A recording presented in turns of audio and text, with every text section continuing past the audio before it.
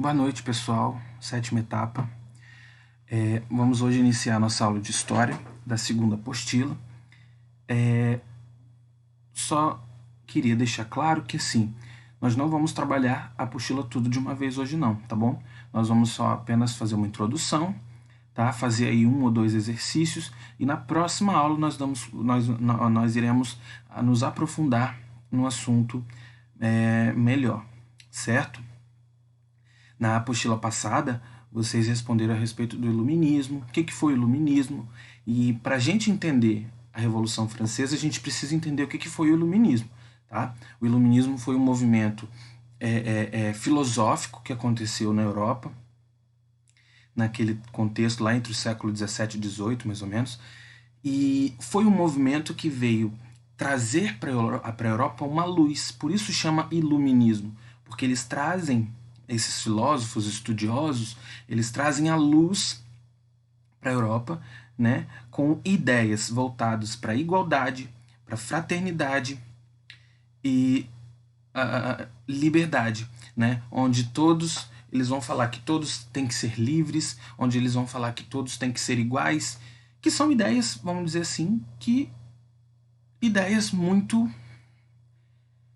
boas, porque naquele contexto nós vamos ver aí, através dessa revolução, que existia muita injustiça na Europa, principalmente injustiça dos nobres em cima da população, que era a população maior, né, a maior parte da população que era pobre, certo? Então vamos entender. O que foi a Revolução Francesa? Foi um movimento de revolta social, olha lá, revolta social e principalmente política, que ocorreu em 1789 na França, certo?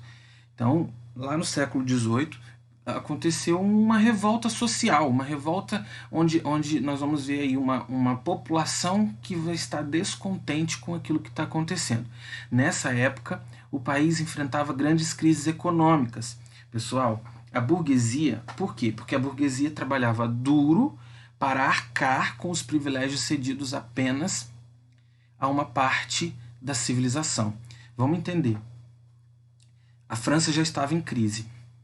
Estava numa crise financeira, ela passou por guerras em tempos anteriores. E guerra, pessoal, sempre a pessoa, um país quando participa de uma guerra, até mesmo quem sai vitorioso de uma guerra sai com muitas perdas. E a França, então, já havia sido participado de uma guerra anteriormente, tinha sido derrotada. Então, pensa, tá vivendo uma crise.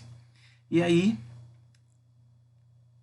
nós vemos um país em crise, mas a sua elite, a nobreza, vivendo a maior vida luxuosa possível em cima do trabalho duro do povo, em cima dos privilégios, né? Usando os privilégios em cima dessa burguesia, que nós vamos ver a seguir, né?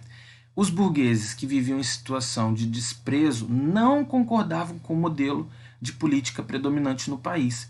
Por isso entraram em guerra na tentativa de conquistar uma sociedade mais justa. Então, essa população, esses burgueses, vendo que eles estavam sendo injustiçados, pagando altos impostos para poder a família do rei, os nobres, ficarem lá, digamos assim, usufruindo do bom e do melhor, eles acharam isso injusto.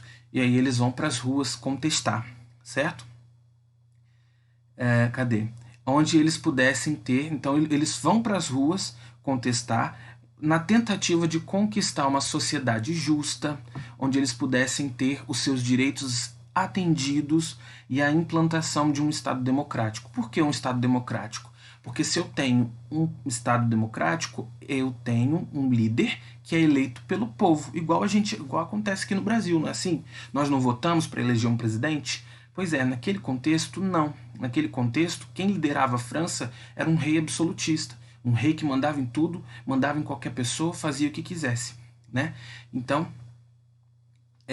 nós vamos ver que eles vão em busca de direitos, influenciado por essa corrente iluminista que eu já expliquei para vocês. Nesse período, a França era dividida em 3 estados. A sociedade da França era dividida em 3. A menor parte dela era o primeiro estado, que corresponde a 2% da população, que era formada pelo clero. Quem quiser acrescentar aí, coloca aí, ó. Aqueles que trabalhavam para a igreja.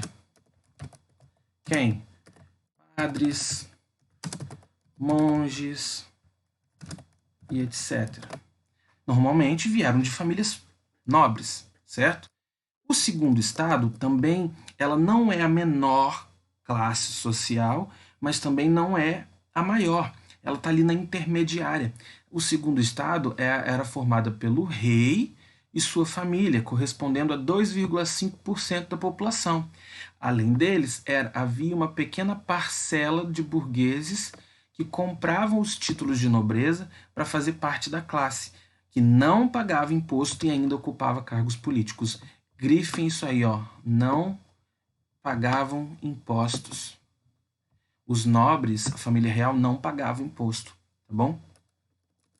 E, por fim, o terceiro estado, a grande maioria da sociedade francesa, que corresponde lá a mais da metade da população, cerca de 95%.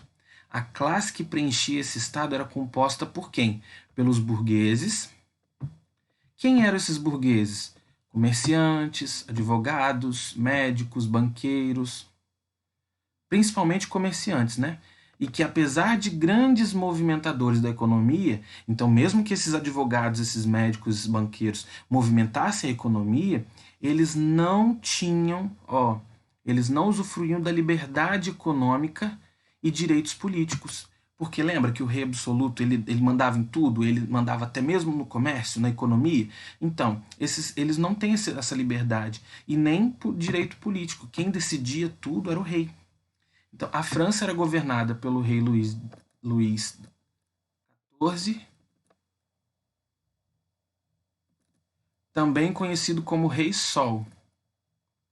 Dessa forma, a corte detinha poder absoluto em todas as áreas como economia, política, justiça, religião e outros. Então aqui a gente já conhece quem era o rei, né? Já conhece como era dividida a sociedade, e aí na próxima aula nós vamos ver como que deu o início dessa Revolução Francesa. O que aconteceu?